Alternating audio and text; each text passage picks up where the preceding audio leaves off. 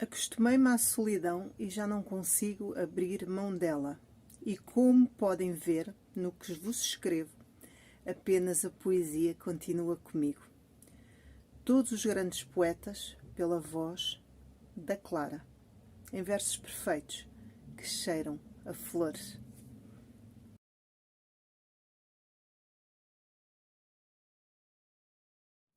Viva, queridos amigos, cá estou eu de novo com um livro e desta vez trago-vos um livro de uma autora portuguesa que se chama Maria Isaac e cujo livro tem o nome Onde Cantam os Grilos.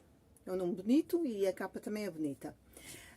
A história é a história de Portugal, numa herdade, é uma realidade rural antes do 25 de Abril e traz-nos um tipo de vivência um pouco diferente do que os citadinos conhecem, em que existem os donos da herdade e existem os empregados, mas os empregados são como se fosse família, ou quase.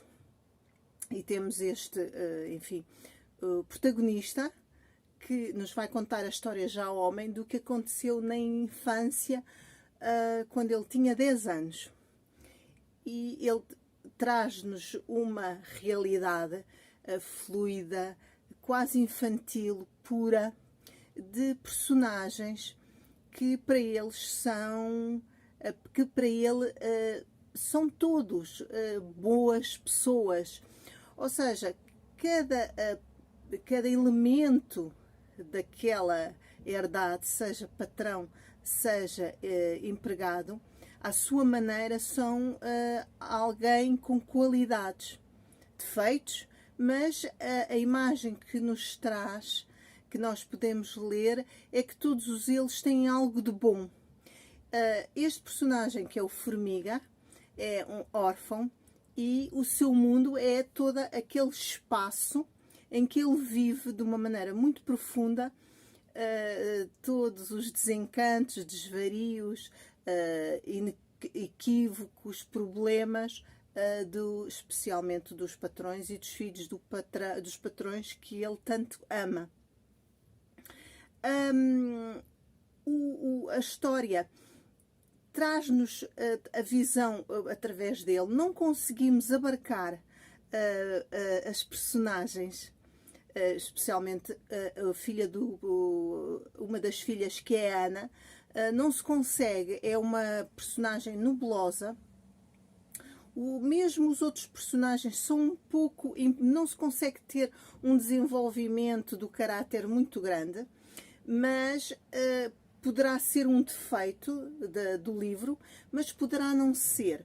Poderá ser um intuito da própria autora, porque a voz é dada ao Formiga e ele vê as coisas da maneira como ele via, porque ele era de alguma forma um grande alcoviteiro, escutava nas portas, nas fechaduras, ele queria estar a par de tudo o que se passava.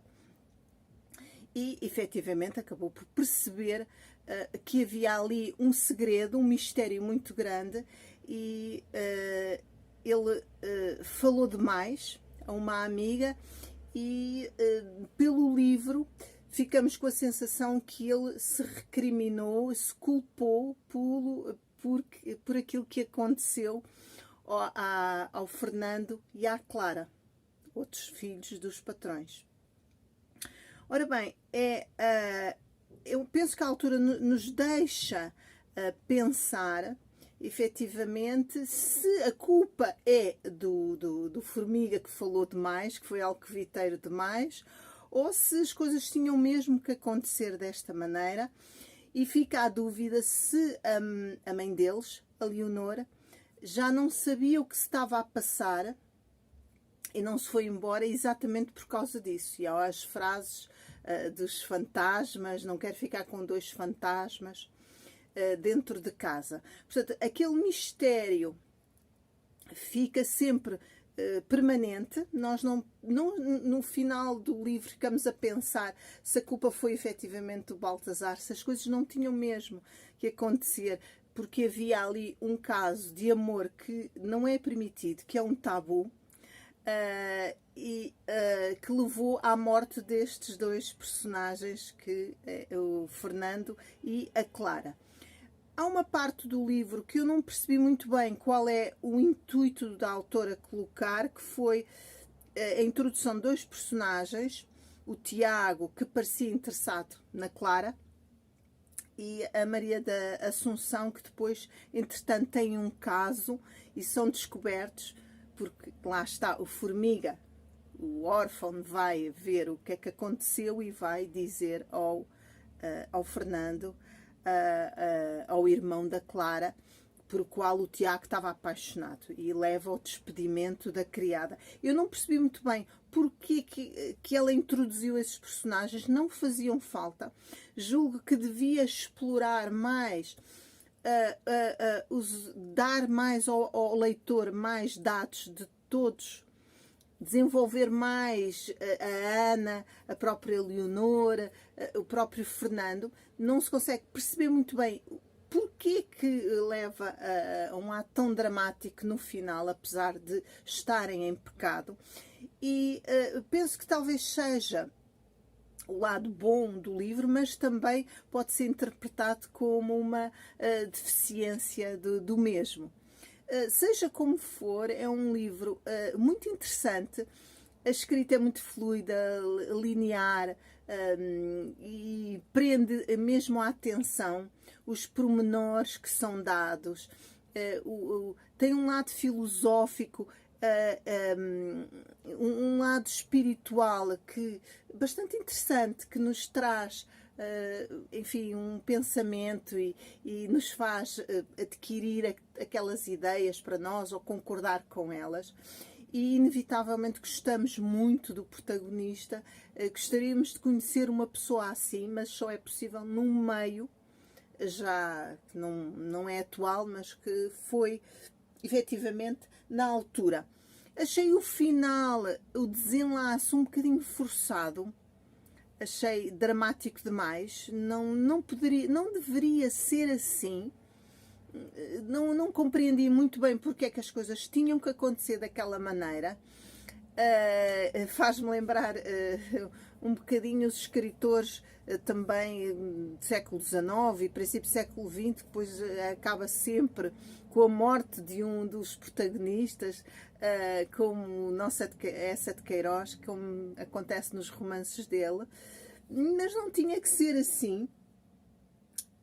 O estilo dela é bastante interessante, mas não é totalmente literário. Mas a simplicidade dela interessa-me a mim, porque não é pretenciosa, não é postiça e cativa sem dúvida o autor, a leitora, ou o leitor.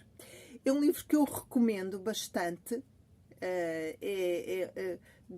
Faz-nos recuar a uma realidade idílica, bela, mas em que as personagens, em que nos ficamos a pensar que as pessoas, no fundo, parecem às vezes más, mas até são boas.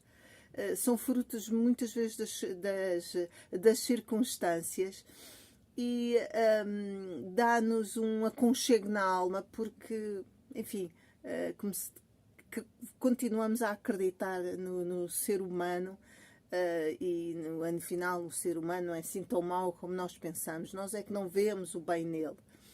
É um livro realmente que é muito bom de se ler, e fiquei com curiosidade de ler outro livro dela, e não tinha encontrado ainda na literatura portuguesa contemporânea uma escritora como esta, que parece que é misteriosa, não se sabe muito acerca dela, mas isso também não é importante.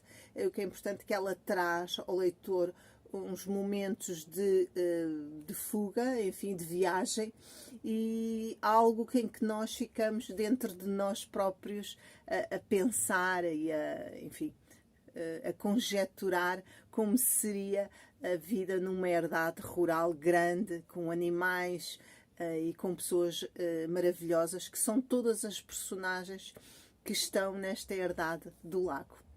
recomendo, efetivamente, onde cantam os grilos, de Maria Isaac. Beijinhos, até à próxima.